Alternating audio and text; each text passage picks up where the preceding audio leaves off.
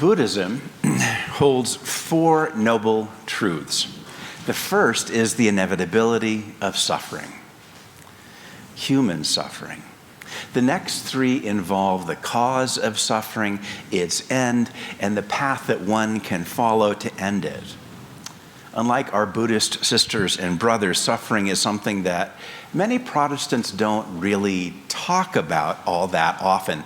Perhaps because it's difficult, maybe it makes us uncomfortable. Our Catholic siblings are far more conversant with the topic, and some see suffering itself as redemptive. Most Catholic churches also feature a lot of images that feature the suffering of Jesus, including the crucifix, the cross with the corpus attached. In most Protestant churches, you'll see a cross without the corpus, and that's to emphasize resurrection rather than crucifixion. Crucifixion is a horrible form of torture and execution that involves a painful and an ignominious death. And it can be seen as human suffering at its worst. Imagine yourself as one of Jesus' followers in those days or weeks or months or years or even centuries after the crucifixion. How do you explain the suffering of Jesus on the cross? How do you make sense of what happened? You know, Paul writes about it extensively, saying that in our baptism we die and rise with Christ. And Paul acknowledges that the cross is a scandal to the Judeans and foolishness to the Gentiles. And there's something powerful that Paul is trying to convey by reappropriating the image of the cross, pairing it with resurrection. You know, early Christian theologians tried to work out the why of Jesus' death. Why did this have to happen? Apparently being a threat to the rule of empire and to Roman collaborators in Judea apparently just wasn't reason enough for that to happen in their minds. Tertullian, one of the fathers of the church, wrote in the 3rd century espousing the idea that Jesus' death happened in order for humanity to receive salvation by satisfying God's need for an atoning sacrifice. Dom Crossan, a wise New Testament scholar, once quipped that that's not the kind of God that he would like to meet in a dark alley. And later, St. Anselm of Canterbury in the 11th century more clearly espoused the idea that Christ's death on the cross functioned as a gift to God on behalf of humanity to restore the order of justice subverted by sin. Where's the evidence that God would demand a sacrifice of his own Son in order to restore relationship with humanity? What does this explanation do to describe the character of a God who we know to be merciful and loving? All of these theories are trying to work out a reason for suffering, in this case, the suffering of Jesus on the cross. Perhaps the why is that empire is morally bankrupt and it thrived by military domination and extracting wealth from those who could least afford it. But lots of revolutionaries have given their lives for a cause. Jesus was a different kind of radical, who in John's gospel says, no one has greater love than this, than to lay down one's life for one's friends. The way of love can lead to suffering. So why all of the theological muddle over the millennia to try to explain that Jesus loved his friends and followers so much that he was willing to give his own life for them? His suffering is rooted in his willingness to engage in self-sacrifice. Self-sacrifice. And that is grounded in love. The truth is that we all suffer. And we all suffer in different ways at multiple points on the journey through life. In 1960, Dr. King wrote, "My personal trials have also taught me the value of unmerited suffering. As my sufferings mounted, I soon realized that there were two ways that I could respond to my situation, either to react with bitterness or to seek transformation, to transform that suffering into a creative force. I decided to follow the latter course. Recognizing the necessity for suffering, I have tried to make of it a virtue.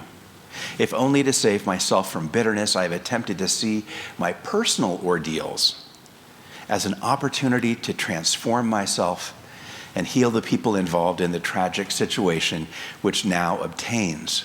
I've lived these last few years with the conviction that unearned suffering is redemptive." He continues, "There are some who still find the cross a stumbling block and consider it foolishness. But I'm more convinced than ever before that it's the power of God unto social and individual salvation." Now, while Dr. King's self-sacrifice and suffering were grounded in love, and let us remember that Cornel West reminds us that justice is what love looks like in public, I don't think that all suffering is redemptive. Physical suffering due to disease is not, in my view, redemptive. It's something that we can and should ameliorate. Karen Labax, who is an ethicist and a UCC minister who used to teach at the Pacific School of Religion, writes, "The only redemptive suffering is that which is voluntarily undertaken in the cause of justice and the effort to combat disease. While the moral obligation to relieve suffering is not distinctively Christian, it is certainly central to Christian belief. Christians who, out of their compassion, risk their lives by exposing themselves to contagion in an effort to heal others can be said to be modeling Christ's compassion."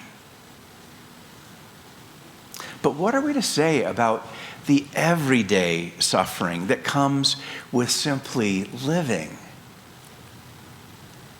I invite you to pause for a moment and think of an occasion when you yourself have suffered, as long as that occasion is not so acute or so recent that it's re-traumatizing.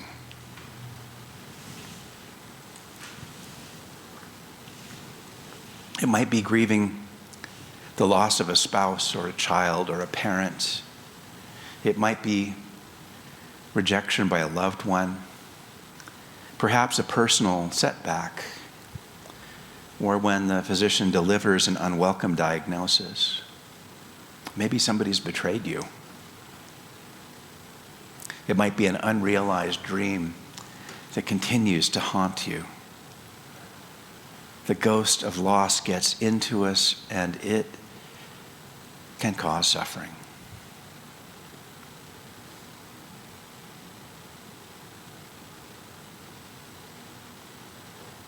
Many times when we suffer, we feel alone in that anguish.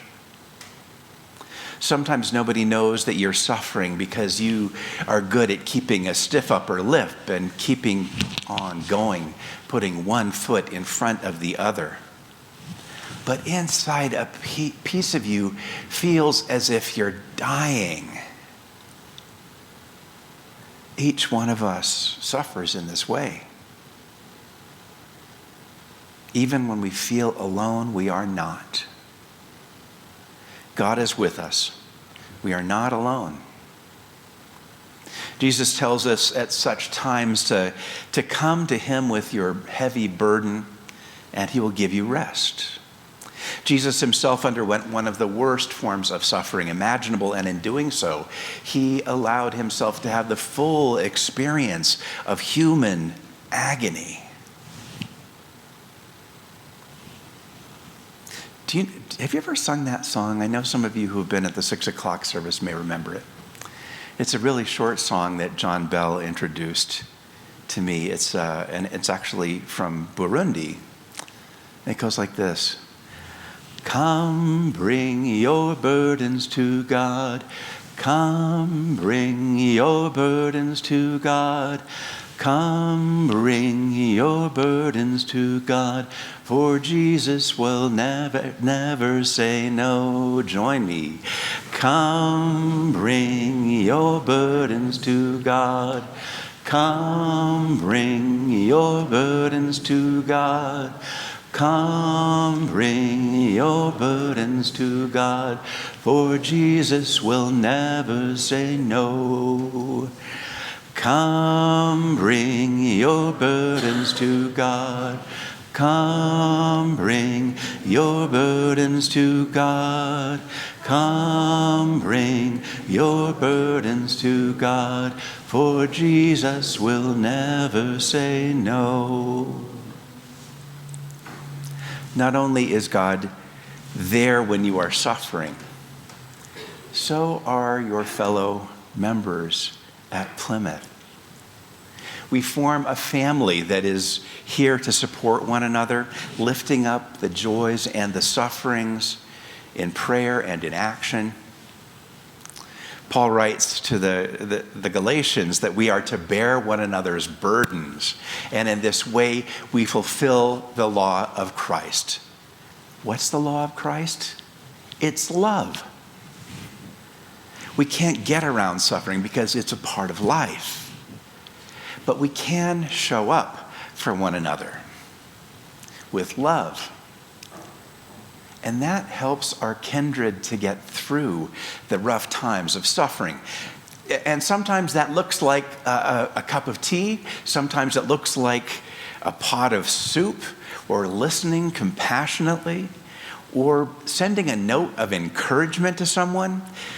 Just showing up is something that almost all of us can do for one another.